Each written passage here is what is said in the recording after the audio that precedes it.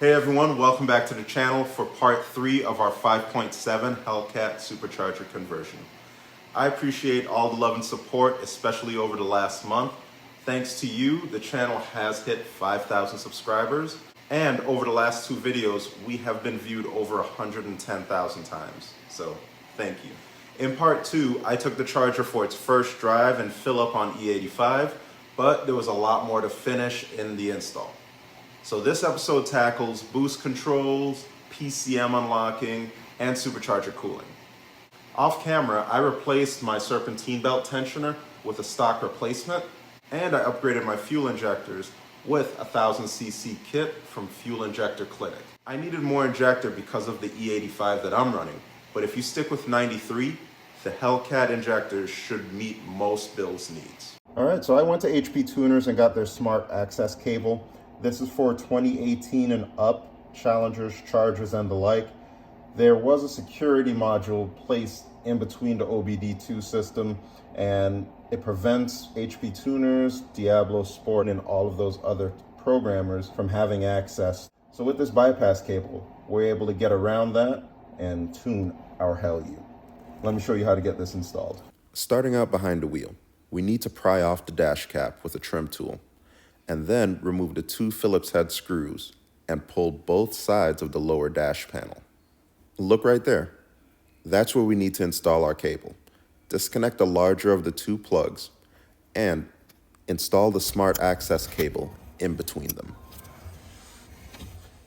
I removed my wiper arms and cowl to have access to the PCM, and we're going to remove it and send it out for unlocking. Unlocking is the service to allow custom tuning, and all services are not the same. So make sure you're unlocking the PCM to support the software your tuner is using. HP Tuners is the software of choice for my tuners. I also have an MPVI2 cable, so I can send and receive tunes, data log the running condition, and much more. To start, I remove a 13mm bolt holding down the bracket and disconnect the electrical connections.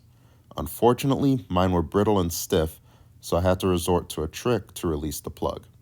Unfortunately, I broke the release latch off of my PCM, and I'm going to show you how to deal with it if the same thing happened to you. Now, you see this tab right here? There's one on each side.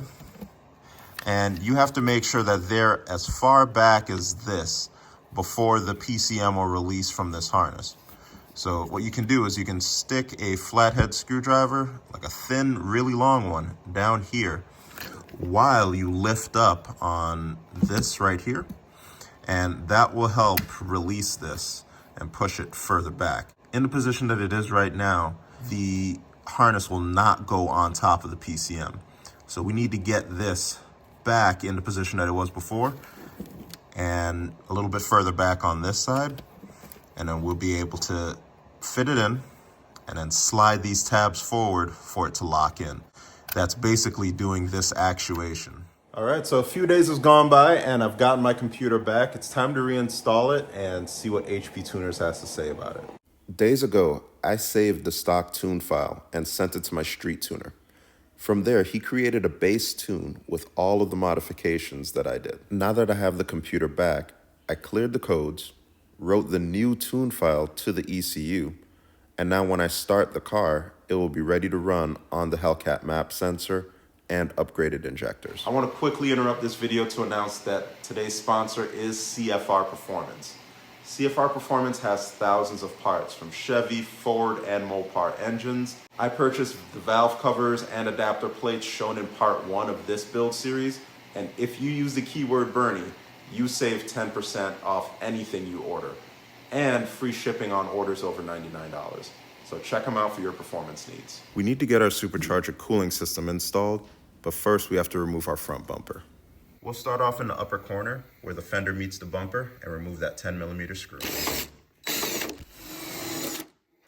And then we'll use our panel removal tool to remove all of these forward-facing clips.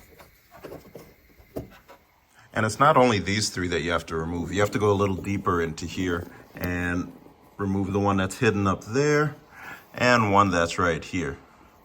That'll give you what you need to get a lot of this panel out of the way. And then if you look right on the inside of this bumper, there'll be another 10mm screw to release. And then as you go even further up this panel, you'll see another bolt right in here. You'll also need the 10mm for that. I really wish they created access within the fender just to come in and get it that way. Makes no sense you have to go through this extreme to get it. You have to be a bit of a contortionist to get this stuff out. But once you do, be able to yank on it and get it free. We'll do the same thing on the other side. I don't have a splash shield underneath my car. I took that off way earlier in episode 1 when I did the oil cooler update. Look on the front side of your bumper, remove all of those bolts that are attaching to the splash shield, and then you can slide that one out of the way. From there, your bumper should fall right off. If you have fog lights, make sure you disconnect those as well, along with any radar, parking sensor, anything like that. All right, so we have a lot of room for activities. I'm thinking the pump and associated connections will go right in here. The heat exchanger will go right here, mounted to the front bumper. And we'll run our lines right from the back of the manifold all the way up here, down, and then to the pump as well. There's a good spot right here at the core support where I can mount the pump bracket. And we'll run power and ground through the distribution panel. I'm also looking at getting a gauge so that I can read the coolant temperatures coming off of it at the back of the sensor, which will be right here. And here's our bleeding screw where we'll remove the air from the system and make sure everything is all set. Finally, the hoses will come over here, right in front of our eFlex Pro kit, mount to this area here where our coolant reservoir will be. Taking a look at the things that we need to install. We have our heat exchanger with the correct fittings, our water pump with associated bracketry and harness, our coolant reservoir bracket, and the cap. All of these things are included in the kit at crashandburn.com. In addition, you'll also need this Mopar coolant. Spend a couple extra bucks that it takes to get concentrate. Don't pay for water. Here's the part number right here at the bottom.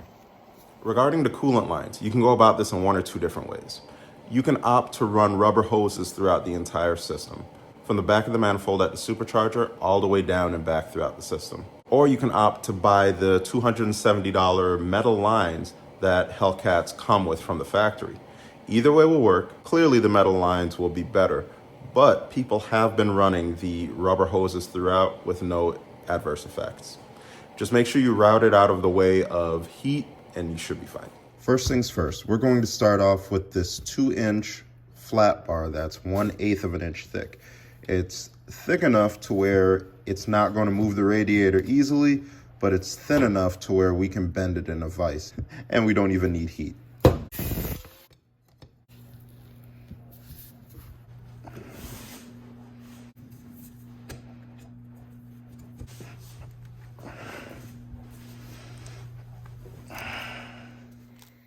And I just used 2 L-shaped brackets.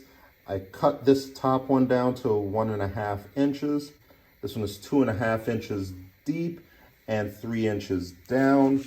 And then the bottom one is another L-shaped bracket that's 5 inches back to front and then 3 inches up. I only use self-tappers for mock-up purposes. Now, what I'll actually be using to mount these are nylon lock nut washers and a bolt at the top, and either a riv nut or the same deal at the bottom. Now, alternatively, let's say you have concerns about blocking that much of the radiator and condenser, and you want to go for a more OEM install. Let me show you where your alternatives lie. If you're looking for something more OEM, you can opt to install your heat exchanger right here, where the stock Hellcats form theirs. For solid connection mounting, you can use this bumper or the radiator support bracket that's right over there. I recommend the bumper because if you ever need to service your radiator, whoever's working on it may not know that there's something attached on the other side of this plastic sheathing. The best bet would be to build another bracket that comes off of the bumper, just like how I showed in the center mount.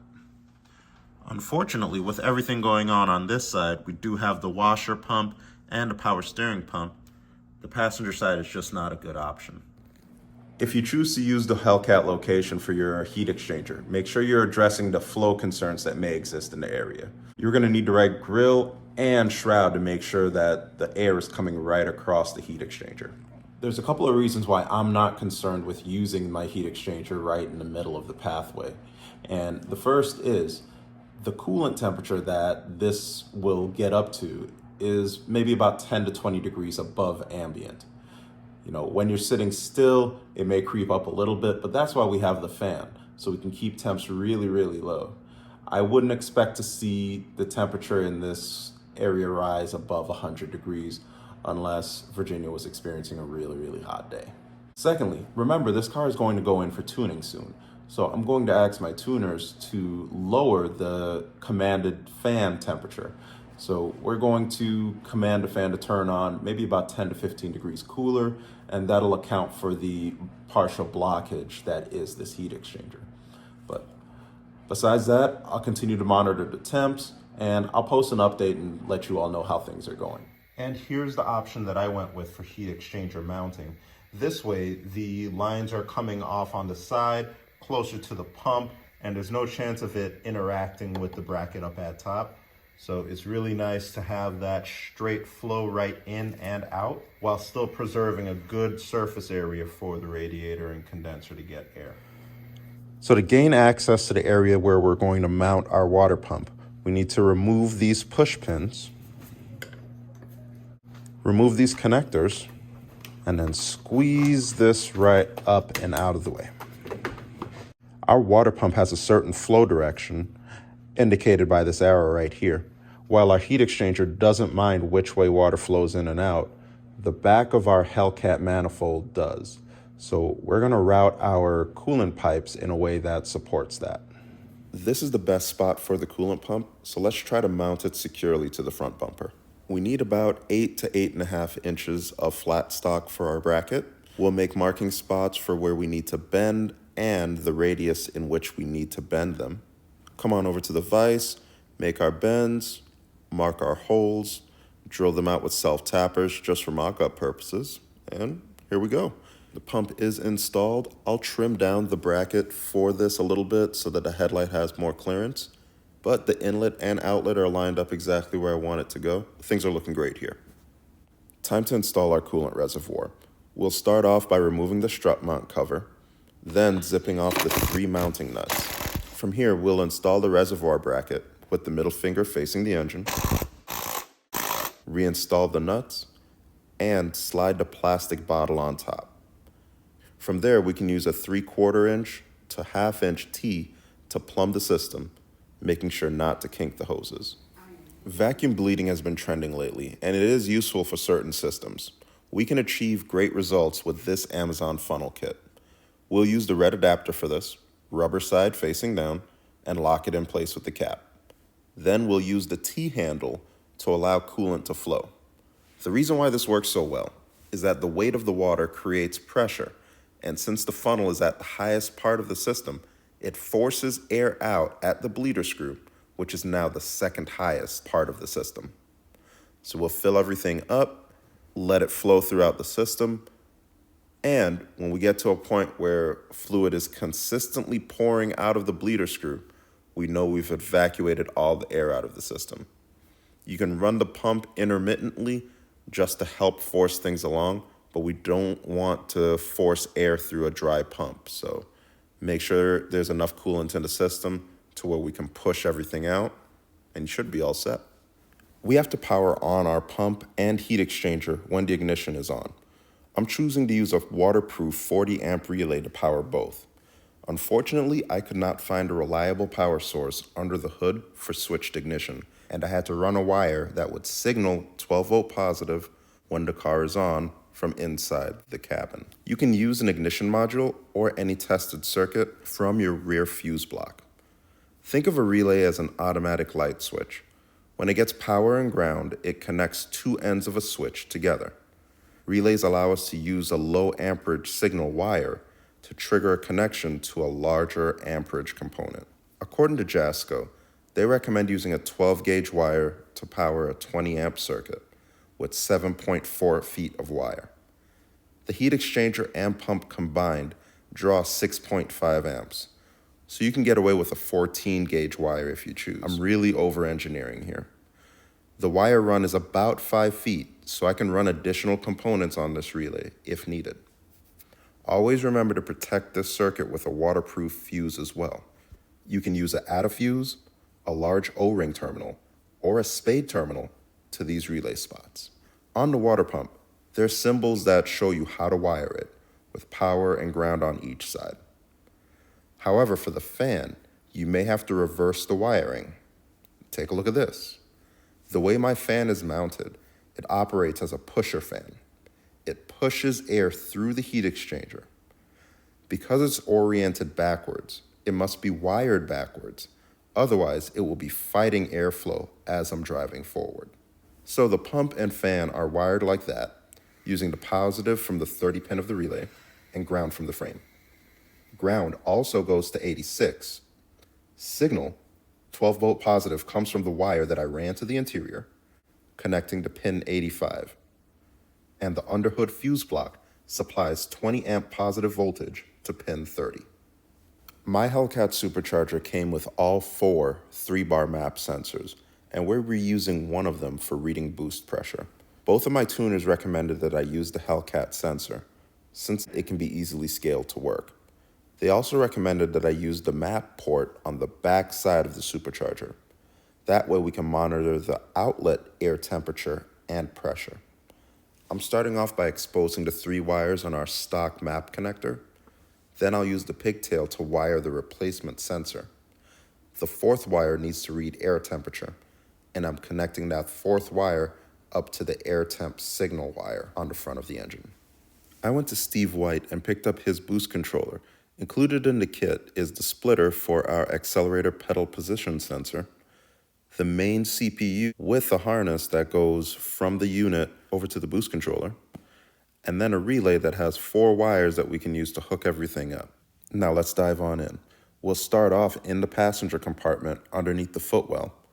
There are 2 push pins that you need to remove, and then we'll get this shroud out of the way.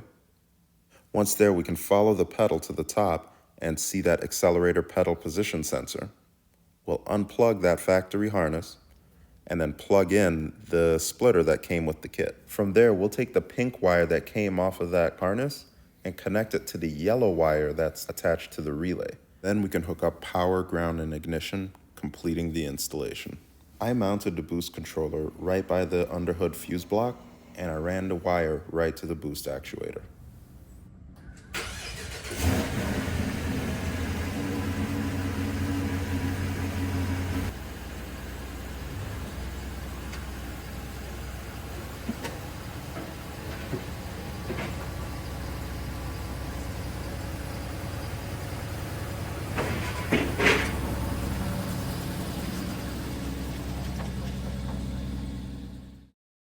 All the upgrades in this episode worked well with the base tune, and I was able to start it right up. In the next episode, I'll walk you through the Smith Ute conversion, and then after that, we hit the dyno and see what the Hell Ute can do.